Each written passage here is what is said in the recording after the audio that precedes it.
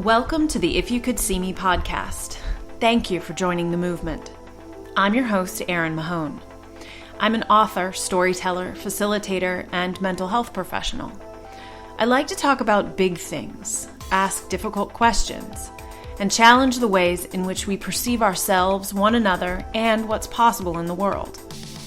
On this podcast, I speak to thinkers, makers, feelers, and folks fighting for change. You'll experience entertaining, thought-provoking conversations with people from all walks of life. I believe that mental health is health, and it goes so far beyond conversations about illness, medications, and treatment. Our mental health is essential to living our best lives, and I want to live in a world in which we talk about emotional wellness as easily and frequently as talking about the common cold. We aren't there yet, but I believe we can be. When I set out to create this thing, I had no idea what I was doing. Just that I wanted to share my story and I hoped I wasn't alone. I've discovered that so many people need to find solidarity. They need to know they aren't alone. Well, I'm here to tell you, you are not alone. We can have these difficult conversations in the light of day. We can laugh, joke, and get serious about making change. I've tried to create multiple entry points within this movement, and I hope you will take some time to check out all of our resources and consider sharing your story on our website, ifyoucouldseeme.com. There you can submit your story, find mental health resources, submit ideas or resources yourself, read the stories of other brave warriors, find out about future live events, and invite me to speak or give a workshop in your area. If you're inspired by what we're doing, I hope you'll consider helping out by visiting our Patreon page, patreon.com/ifyoucouldseeme, purchasing my book, rating and reviewing this podcast on iTunes to help people find us, or just send me a message to let me know how this project is impacting you, ways we can improve, and future podcast or blog topics. This was only an idea until amazing people like you joined me in bringing it to life. Enjoy the show.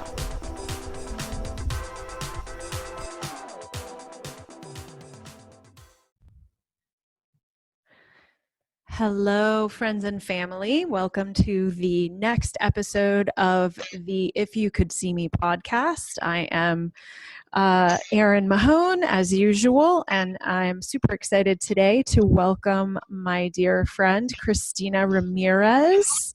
Cristina, tell us, you have such a diverse background, and you are so heavily educated that I don't think I could describe that as well as you could. Why don't you tell us a little bit about all those letters behind your name? Okay. Well, I still, it's good and bad. Sadly, my claim to fame here in Virginia is I'm still Central Virginia's only multilingual Latina library manager, because we just don't have a lot of diversity in the field. And I have a master's in Middle Eastern studies, and I focused on modern Hebrew and Israeli politics of all things. And so I lived in Israel for a while and I studied Hebrew. I was really good at it, but that was 20 years ago. I have a master's in public administration that I got from VCU when I was working there in the libraries. And then I got before then I had gotten my master in library science in Catholic University in DC. And that's actually what led me to come to VCU into Richmond, just with the experience I got in the DC area. And now I'm working on my Doctor of Education in Educational Leadership. And if I want to go further back, as an undergrad, because I was a bit of a nerd, I also got 2 bachelors at the same time, a BS in psychology and a BA in philosophy. Goodness gracious.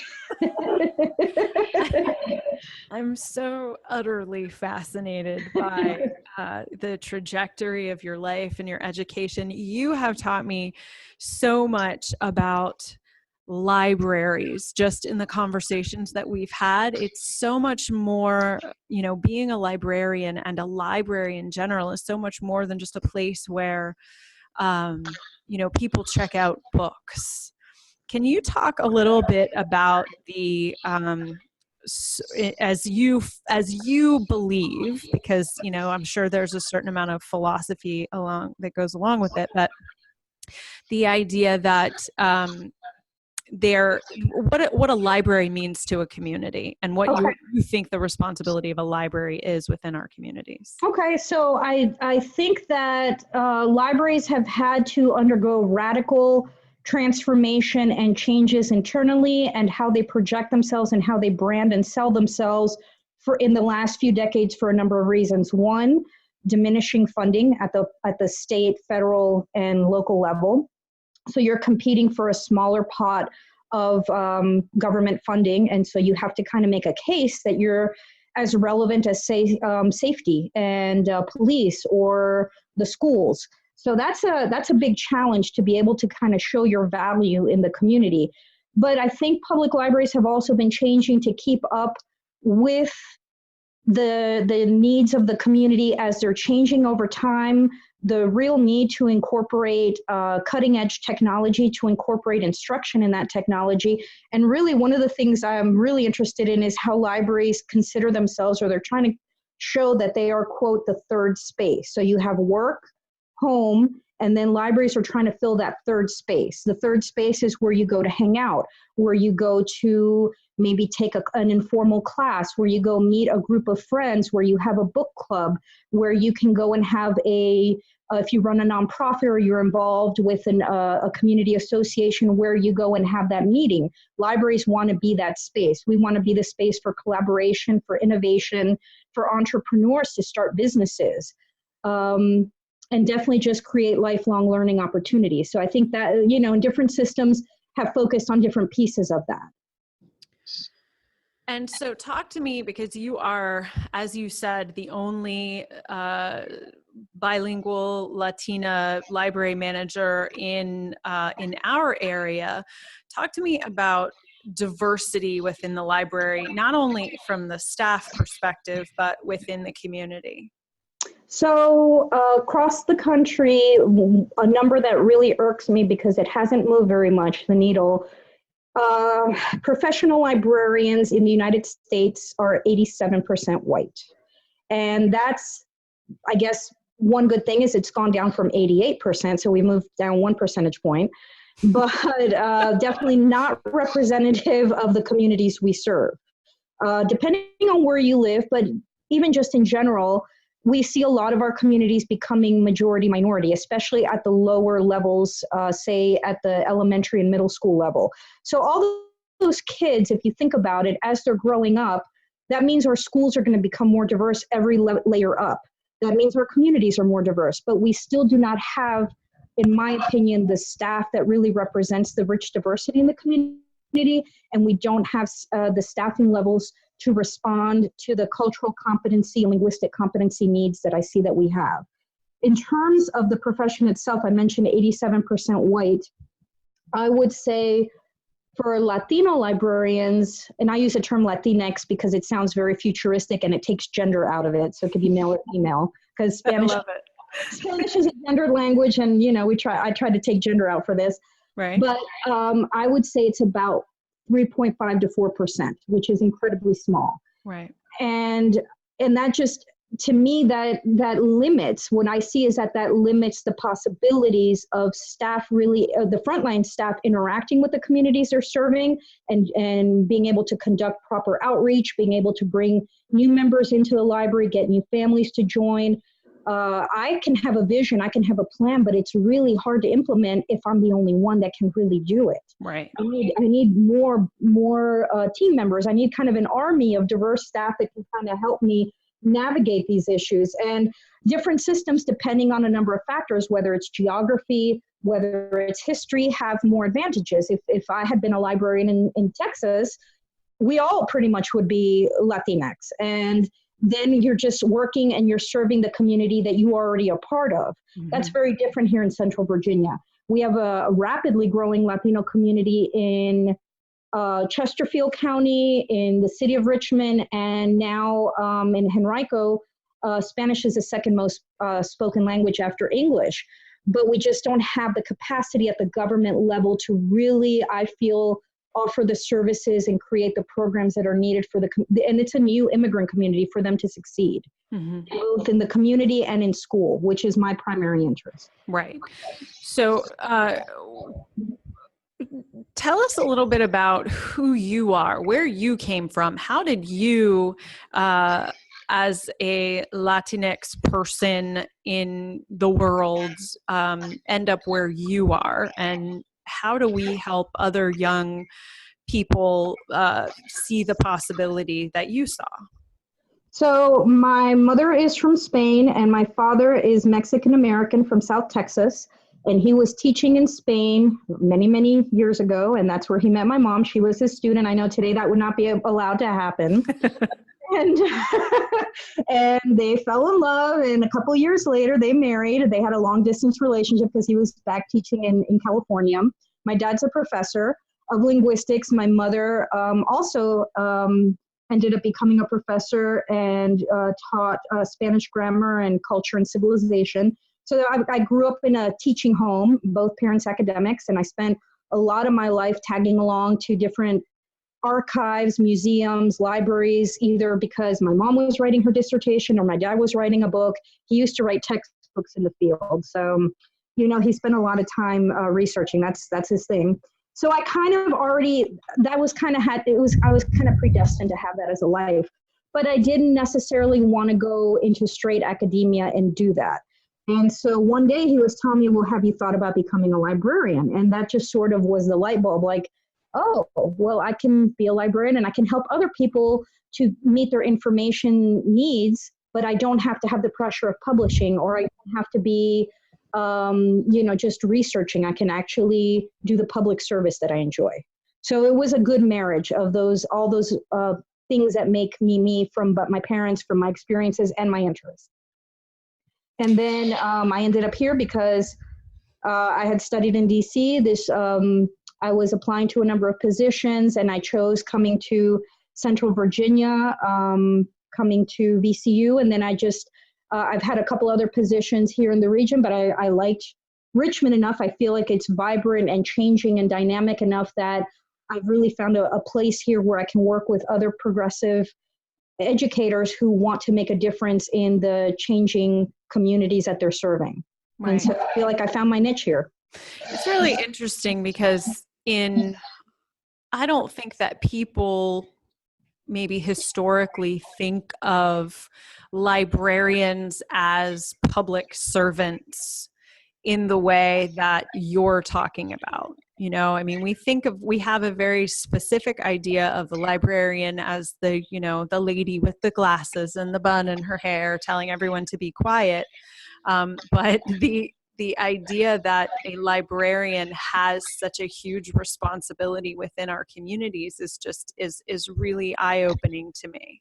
Well, yeah, I think, and that stereotype, I think, thankfully is going away, and it's there's a couple generations in between. I think what that stereotype symbolized and where we are now, where I really see that librarians as civil servants, public servants, if they're working for local, state, federal government, I feel that we have incredible power in the community. We have a power to shape programs to match community needs. We have an opportunity to buy materials, whether they be print, digital, audio, that reflect the community, that can enhance a community, what they're striving for.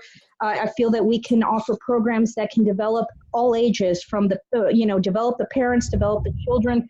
That's a lot of power that we have in terms of offering free educational services that really most, if not all, don't cost anything. So, this is a great opportunity to give free resources to help build up a community. And I feel that there's so many more possibilities. One of the things I'm studying right now through my EDD program is how maybe libraries could partner in the future with potential employers to offer workforce opportunities, to say, okay, you're a new employer in the region.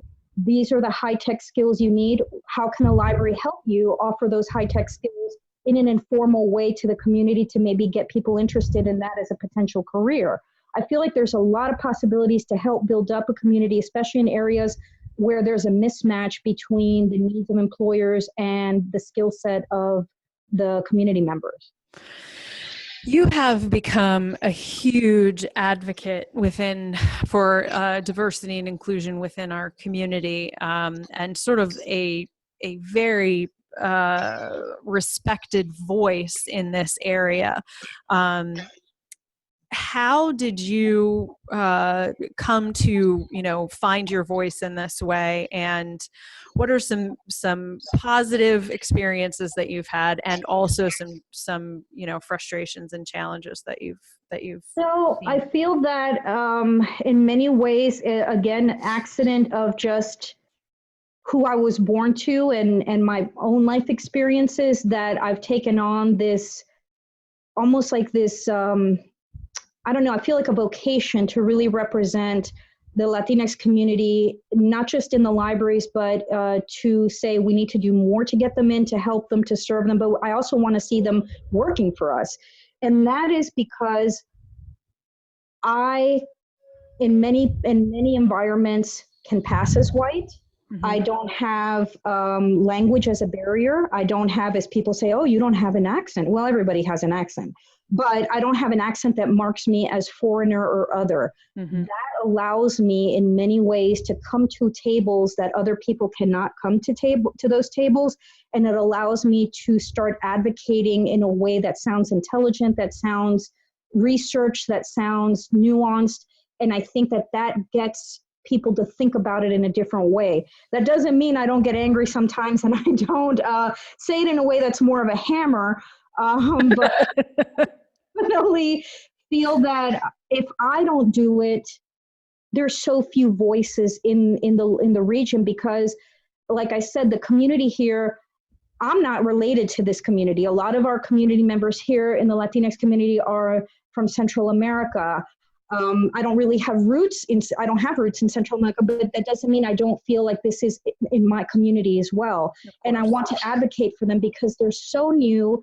The parents are struggling to navigate the American school system for their kids. They're struggling to find out what they can do to put food on the table, how to help their kids succeed.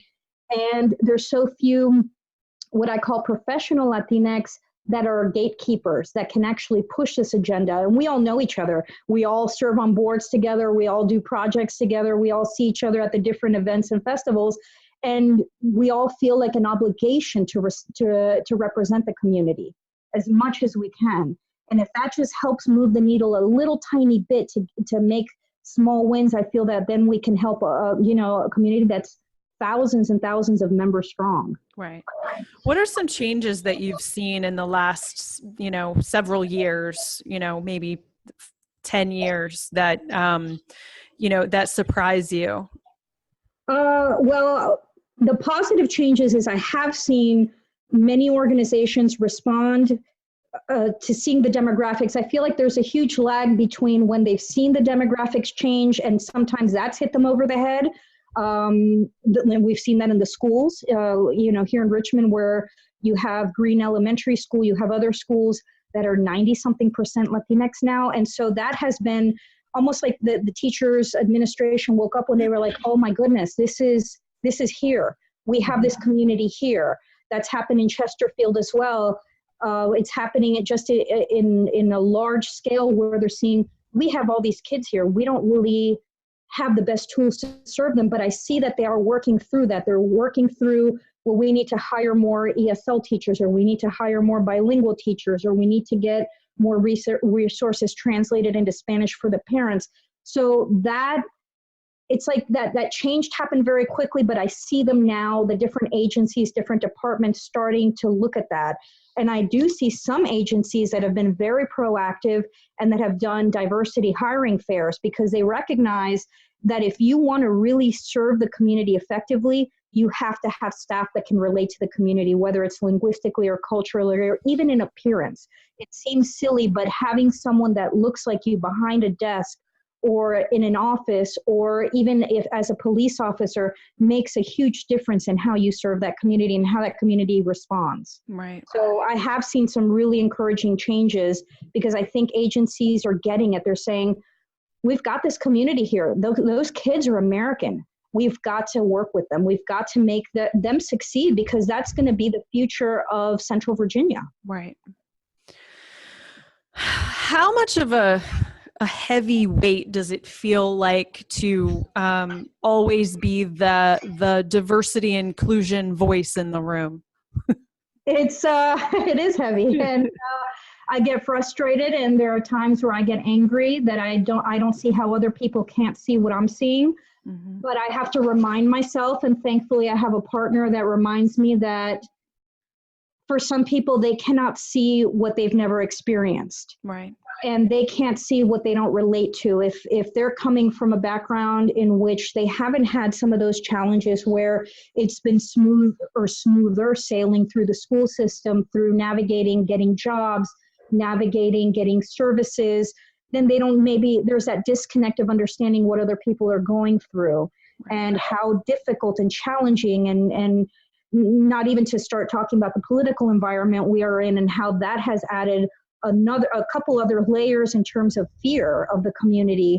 And so I think that I have to take a couple steps back and say, okay, I have to sell it in a different way. I have to maybe discuss it in a way that's less threatening. And that to me is I have to do a lot of self-policing linguistically, and that's exhausting, because I feel like I have to sell it in a way that's less direct and more nuanced, so that no one gets their feelings hurt. It doesn't feel accusatory. Yes, exactly. That, I'm not being accusatory. I'm just a very direct speaker. But other people who already have maybe a little bit of fear of having a real discussion around race and ethnicity, right, this can make them incredibly uncomfortable, because they're saying, well, you're telling me that we're not doing this, so we're doing something wrong. It's like, you're not doing anything wrong. It's just we hadn't thought about this before. Right. But you don't know what you don't know. And right, it's hard to hold that. It's hard not to get frustrated with people who are unaware. As a white person, I get very frustrated with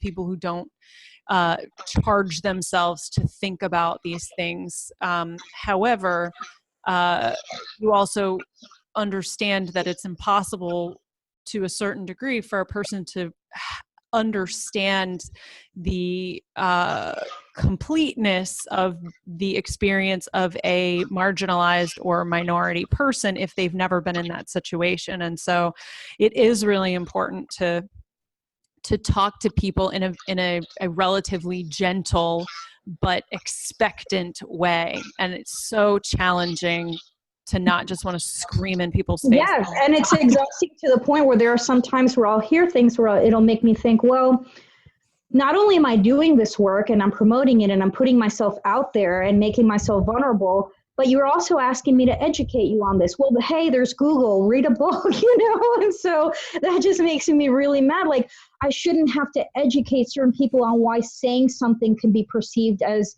discriminatory or racist. Like, you should have that awareness. And that's the piece that hurts me the most. It's like, why don't you see that? Why don't you think about that? Well, why don't you take the thing that's definitely frustrating is putting the entire responsibility on the minority person. Yes. Asking them to explain it to you when it is. And I actually had this interaction with someone recently on Facebook where this woman posted an article and, tagged another friend of color, and said, please explain the entire history of this thing. Oh my goodness. Right. And I responded and I said, why should she, and it was about another city in America. And, I said, why should she have the responsibility of explaining to you the history of a place where neither you nor she lives? You have just as much, ability to find this information for yourself as she does to give it to you.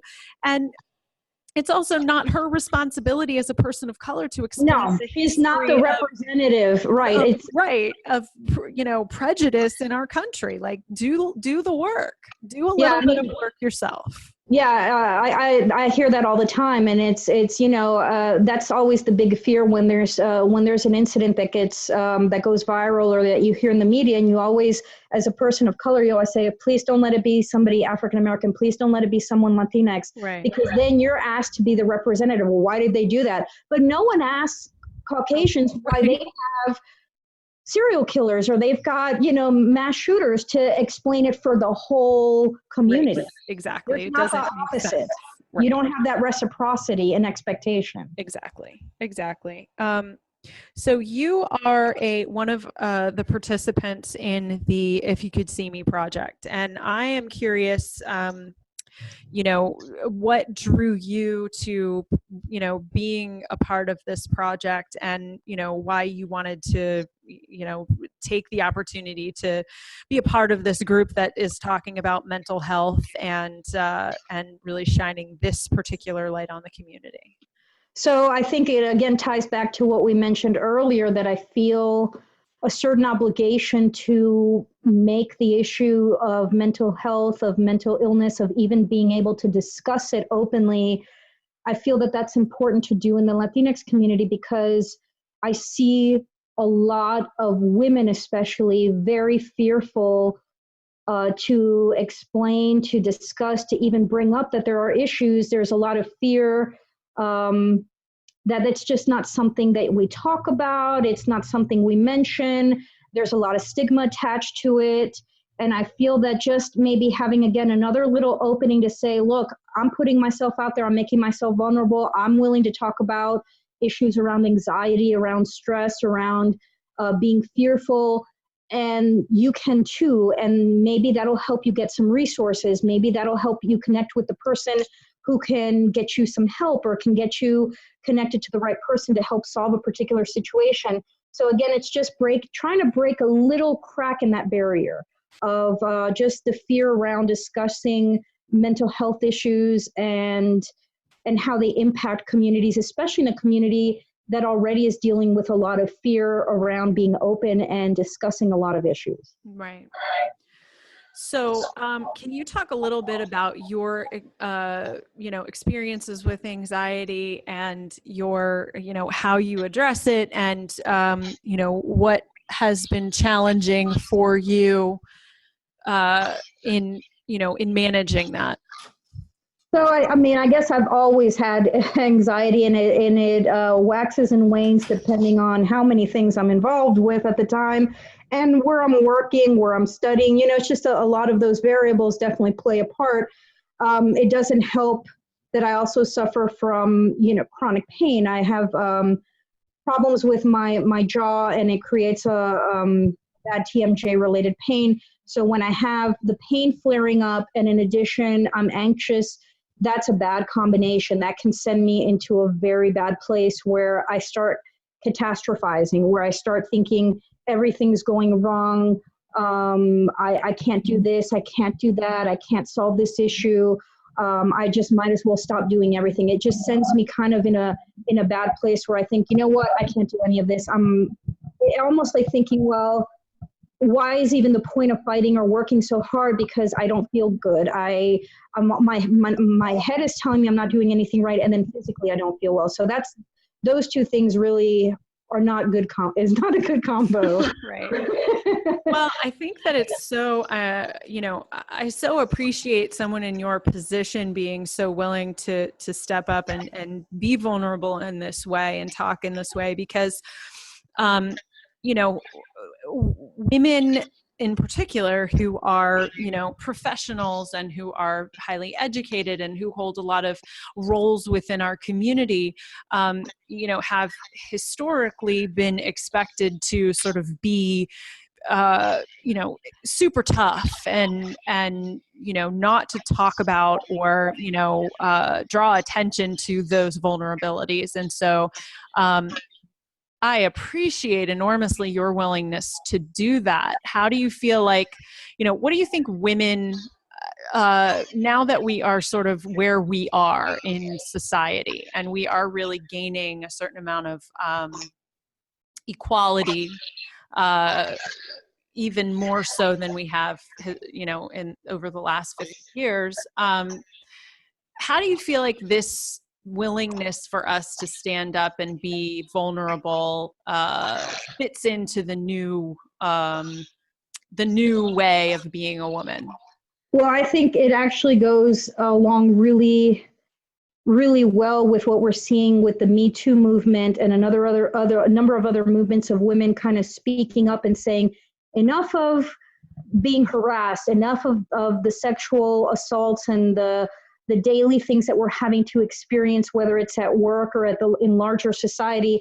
And I think that it also shows that we have a traditional idea of what leadership is, or people who are powerful, like you mentioned, that showing vulnerability, ooh, is that going to affect her chances or his chances of moving up? Well, you know what? We have a lot of people running things that have done some pretty awful things, pretended like nothing was wrong. Right. So again, talking about things and shedding light on, I have these insecurities, or I have these feelings, that might actually bring a little bit more emotion and humanity into leadership roles, where you don't have to pretend to be so stoic, right, and that nothing is going on when there are issues taking place and that are not being addressed.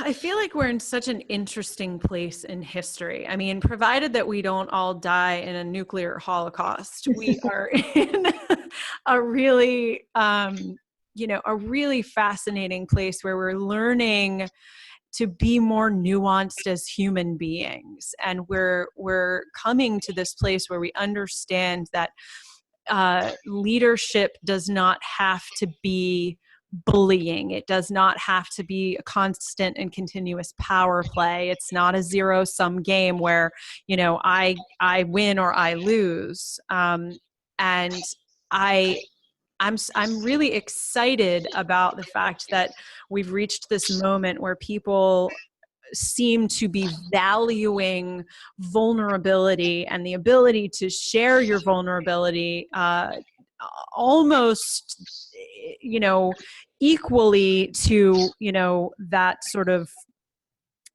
traditional work ethic and the stoicism that we used to be expected to have, all people. Well, and I think when women really started kind of breaking some of the barriers and reaching into executive level positions, they were doing it by emulating what they thought were traditional male strong characteristics. Mm-hmm. And I think women today are saying, we don't have to pretend to be a guy. We don't have to actually pick the worst characteristics of some of the male leaders we have around us.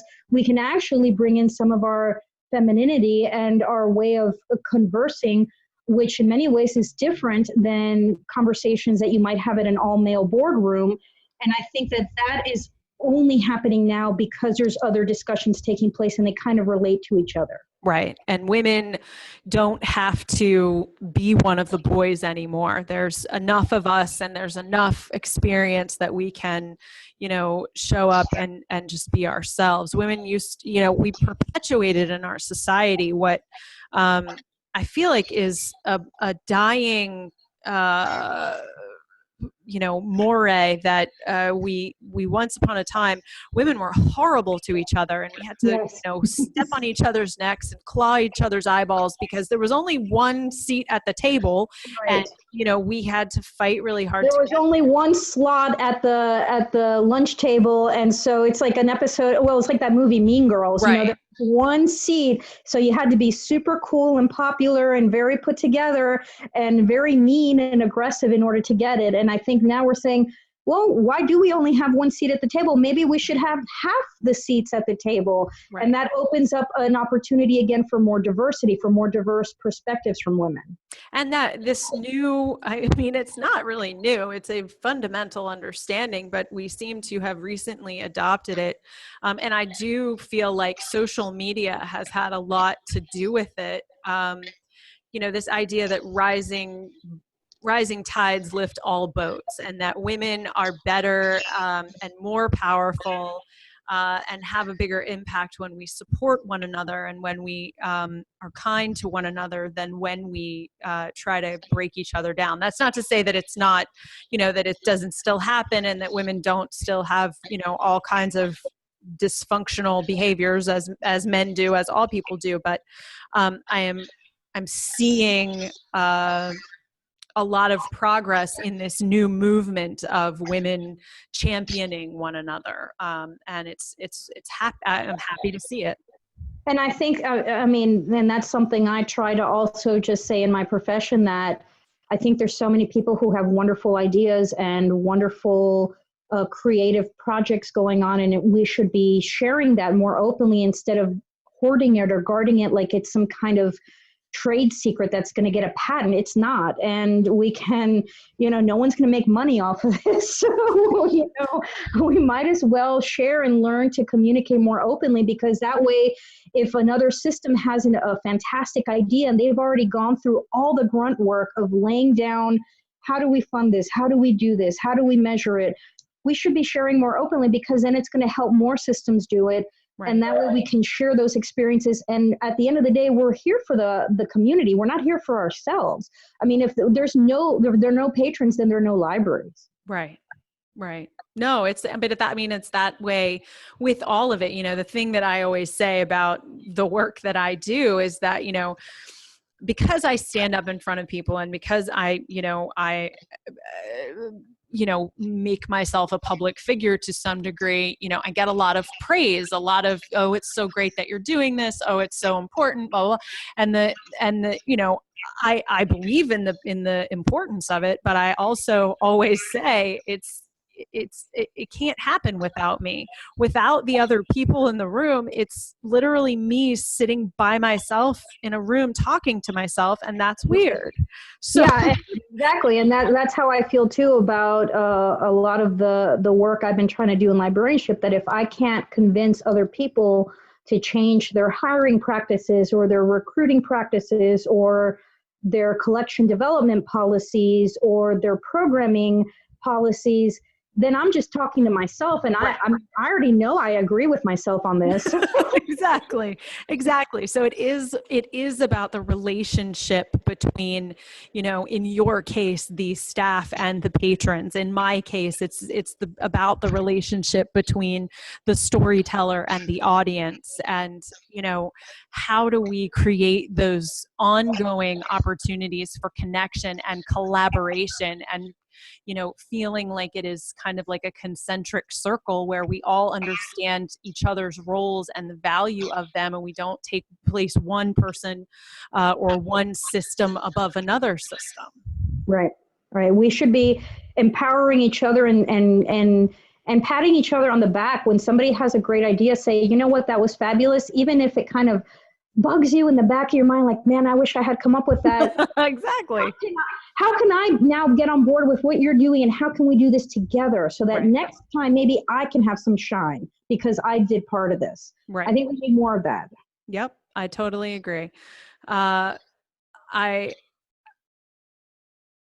think that, the power of saying out loud all the things that we've historically tried to either hide or manipulate our way into, or that we have historically not been very forthcoming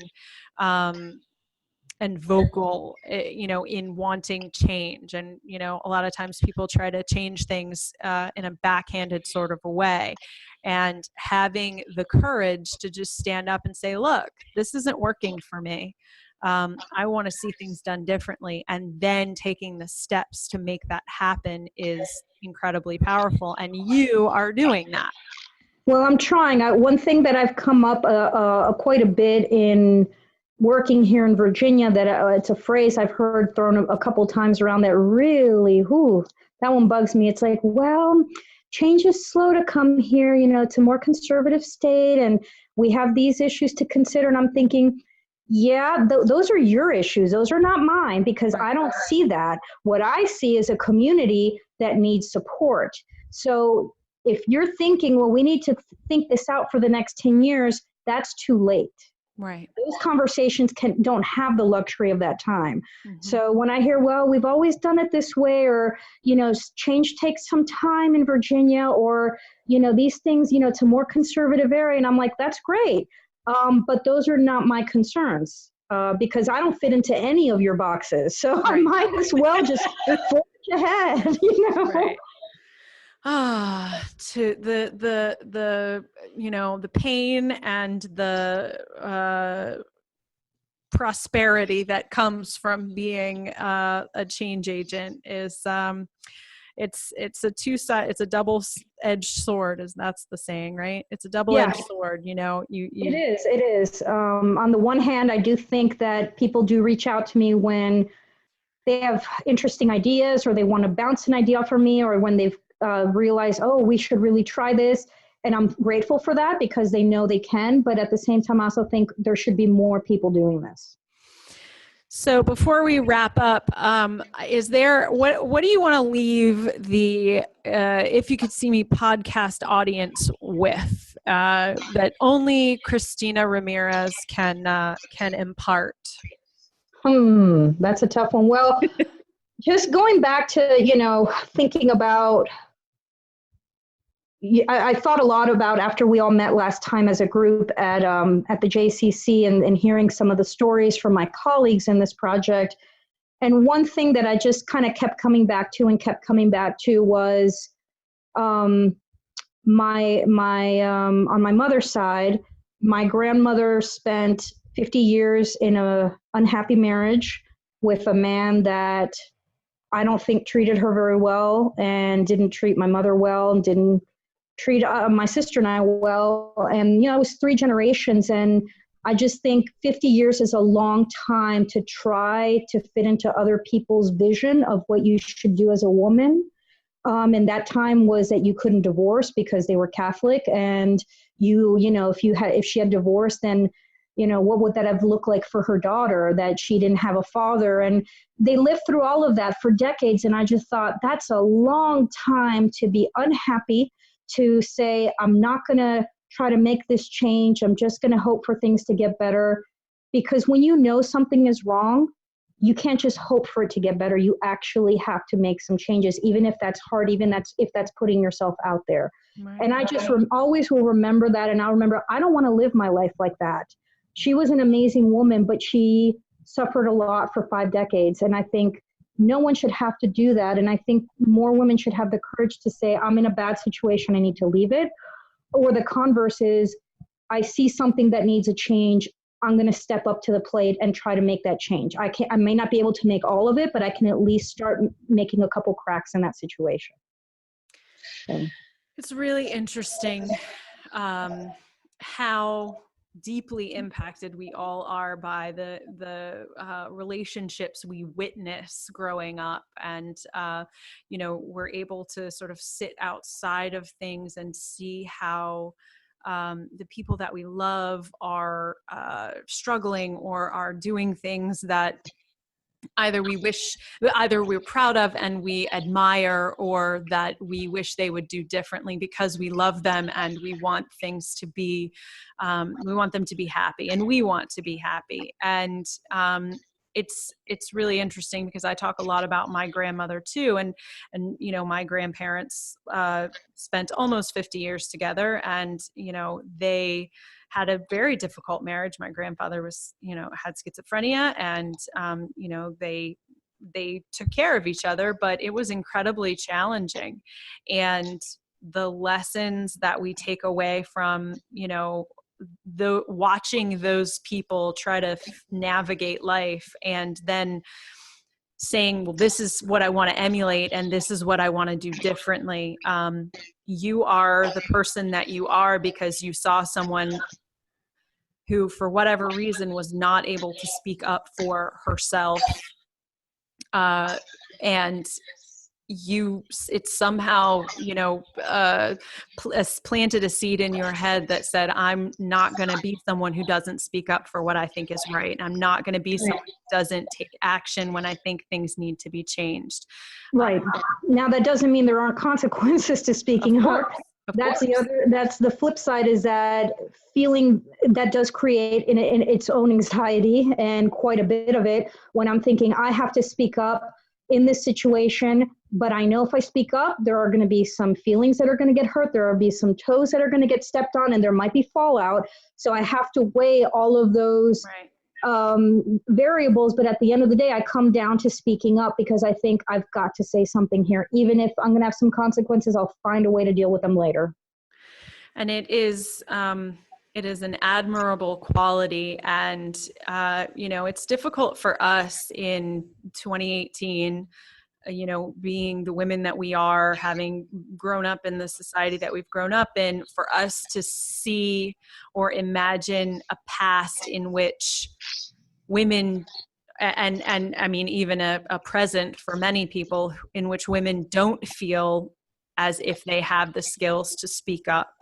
It's difficult to imagine a history in which anybody can watch injustice happening or wrongs happening and not have the power to speak up. And yet there are so many tens of thousands, probably millions of people who live in those types of situations every day and don't feel empowered, don't feel that they have the voice that can make a difference. And I think about those people a lot.